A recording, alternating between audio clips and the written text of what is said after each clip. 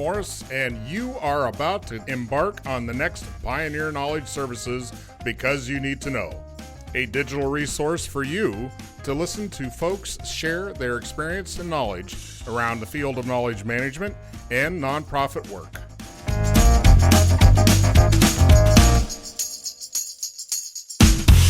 If your company or organization would like to help us continue this mission and sponsor one of our shows, email byntk@pioneer-ks.org. As we peel back the onion layers, looking at organizational behavior, which our current model is human-bound, let's talk about some of our pain points that organizations suffer through, such as compatibility and tension points. How does DiSC theory approach this? Individuals have different styles. The individuals also have different levels of reflection and competency in 5 different areas that relate to compatibility. And here's what they are. The first one is communication style, understanding that we all talk, we all send and receive in different ways, and we don't always interpret on the receiving side, and we don't always use a feedback loop, right? Assertiveness one-on-one. I heard you said, or do I understand? That doesn't always happen. Mm-hmm. The next thing is decision-making style. A D can move quickly with a magic hunch. An I, people who are high empathy types, they could quickly pull a team together without doing a lot of pre-screening. This might not sit well with the high C, the conscientious one, that's slower, more critical, giving more attention to detail rather than personality. The third point that's important to compatibility is motivation. D's and C's are product-oriented. I's and S's are process-oriented. So their motivations are different. The I's and S's will feel like the meeting's gone well if the feelings are good and we're communicating and there's a balance in talking and listening, whereas the D's and C's will be more interested in the meeting addressing the product. What is the quality, the quantity, the delivery, etc. The fourth thing that contributes to compatibility or not is problem-solving style. And this is my favorite one because oftentimes the problems that come up, we're not aware of the root causes. We'll talk about, usually fight around a symptom when there's a deeper underlying issue. So it's important, first of all, to define the problem and mutually define the problem we're fighting over. And oftentimes we'll find that it's not really the problem, it's a symptom that brings to mind other symptoms. Or maybe not, maybe it is the actual root problem, but oftentimes it's not. The fifth thing is conflict resolution. How do we solve our problems? Well, there was a time in my youth when we solved problems on the street with our fists. We would just be street fighters, right? And then later in life, I'd use lawyers to fight. Now I've decided, who wins in that situation? The lawyers win. So now I decided communication is probably the best way to do it. And like most people, I don't like conflict, have avoided it, but I've also learned to be temporarily uncomfortable for a short period of time while I say, Edwin, I really have a bone to pick with you. I've got something on my mind. Could we talk? And I could use what we refer to as nonviolent communications to focus on the problem, not on the person, not make the other person wrong or bad because we disagree, whether it's business or politics, it doesn't matter. But we could address conflict resolution by asking for something. Let me just dance around that. What you're saying is you're disarming, and I mean, this is my phrase, you're disarming the conversation by allowing the subject to be other than the two people or the people represented in the discussion. You are trying to say, the issue's over here. It's not this. That's the issue I have a problem with. It disarms that defense mechanism that some people have. That's correct. Exactly right. It might not immediately lower the temperature of the conflict. You might see in a second meeting the temperature's lowered, but that's exactly what that will do. And that's the purpose of what I teach in productive conflict. It's not conflict resolution, but it's more so lowering the temperature and intensity of the disagreement. You're releasing that charge, right? You're releasing the electronic charge. Yeah, negative assertion. What did I do wrong? Tell me, because once people unload, they can never go back to that same level of intensity. A good trick is to look for some point of commonality. No matter how hostile the conflict begins with, we could say really anything, because we have an innate need to connect with others. We see twin babies hugging each other right after they're born, right? So even if we're hostile with someone, if we say, hey, we both like the Colts, or something, yeah, anything, we're both a member, some similarity, or we both value this, anything, it might not seem to make impact in the moment, but that actually helps to make a bridge to better communications. Good word, bridge. I just pulled up the definition of compatible. Merriam-Webster says compatible is capable of existing together in harmony. I want everybody to think about that as they're listening to this, is that the end state could be your organization could actually be in harmony with each other, intra-organizational. Exactly. Honda's an example. That's a DiSC organization, and there's many construction, many, literally thousands. There's been over 70 million of these profiles. It's the most recognized such tool for personality assessment in the world.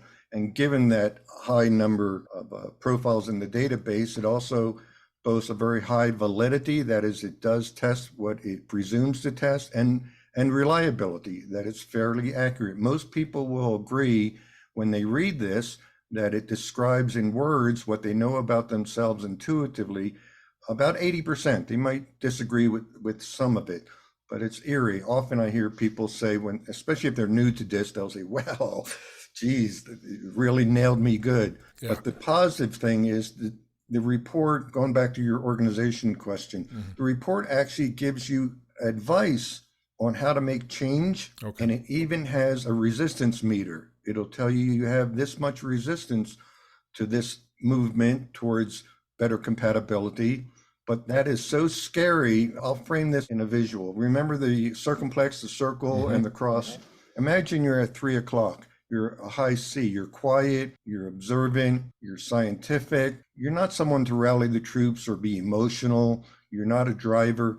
But if you're pushed to accept things, and you're pushed and pushed, Marston documents this in his book, Emotions of Normal People. If a D pushes a C, they'll eventually explode, and they'll jump up and exhibit an aberrant D behavior. They'll suddenly have a temper tantrum, and maybe it's justified, but because they've been observing you for so long, and because they're so intuitive, they'll know things about you that will cut, that will hurt.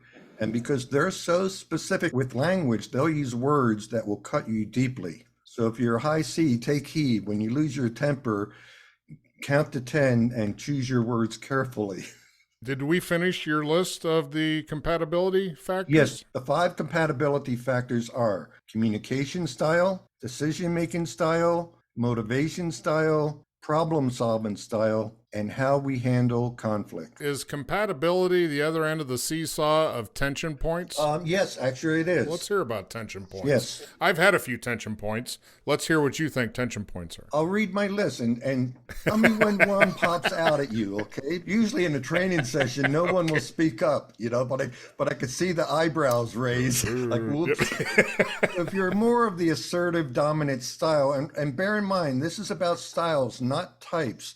Too often I hear, oh, DiSC is a test. It's not a test. All it is a snapshot of you in the here and now of how you see yourself. Your profile could look totally different tonight when you're with your lover or spouse. Right, okay. But bear in mind, we are fluid. The personality is dynamic. It's such a beautiful thing, what we are. We can't express it in words or a 2-dimensional report.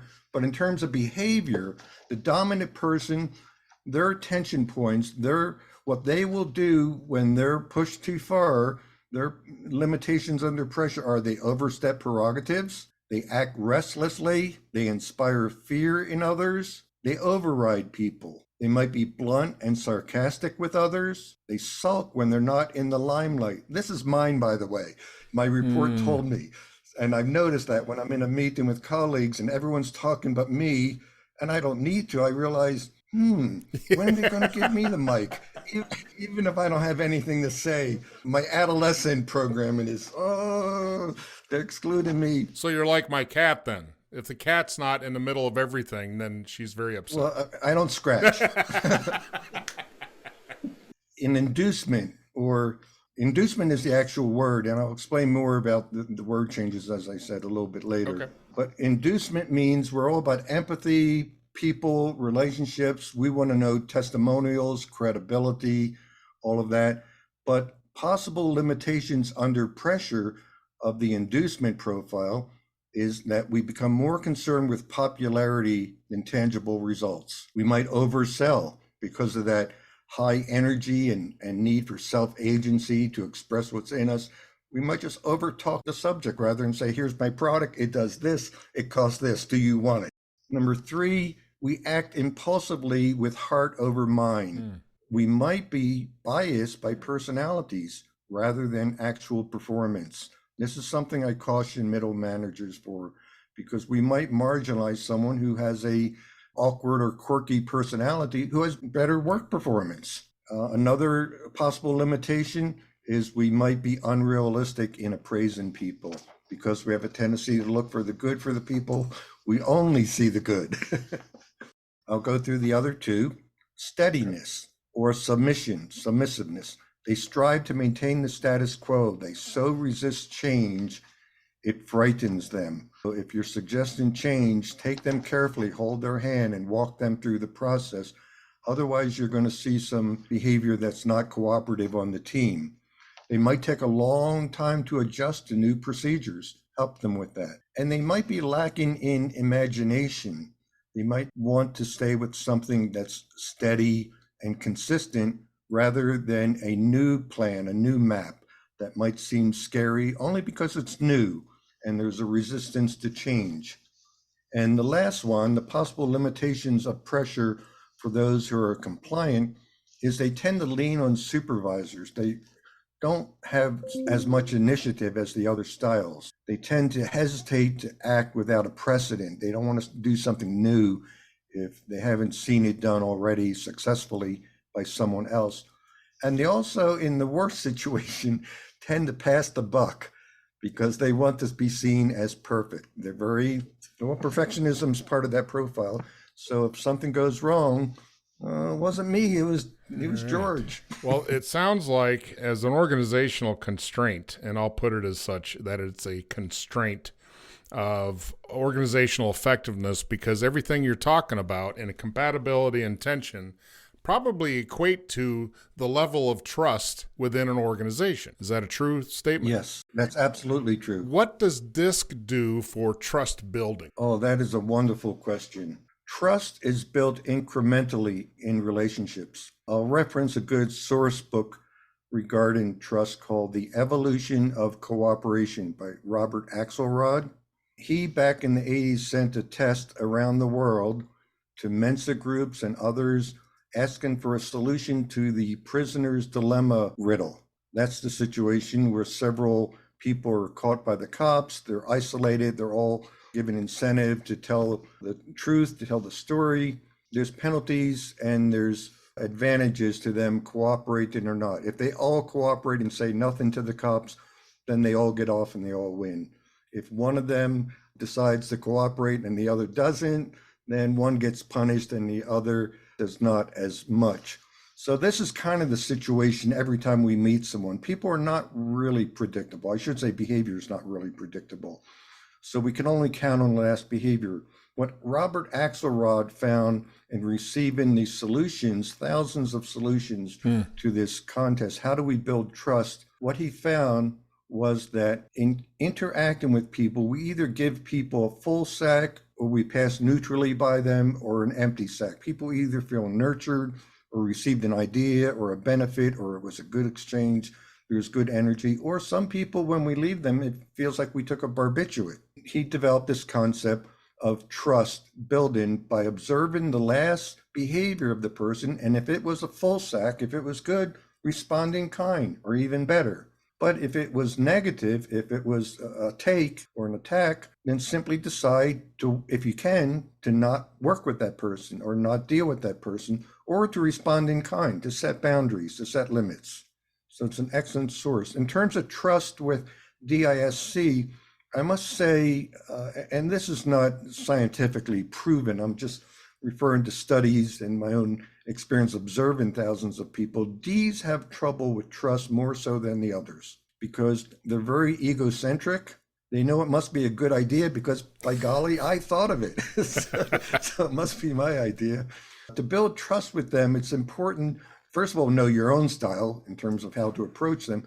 And secondly, to get them to open their mind to possibilities rather than a fixed point of view. Trust with the high I is easier. In fact, a high I, a high empathy person might divorce someone and forgive and return again and again, Elizabeth Taylor syndrome, because the relationship is more important than the event. Trust with the S is the most important thing. Loyalty is one of their highest values. And if you screw up on loyalty, forget it. They're the ones who say goodbye, and they mean goodbye. Delete, you're gone. And then in terms of trust for the C, you've got to prove it. Give me some facts. Be consistent, be on time, be accurate. And these are some tips on how to approach trust as regards to these styles. Well, thank you, Frank. I'm anticipating a deeper dive in our next segment when we talk about productive conflict. Thank you. Thank you, Frank.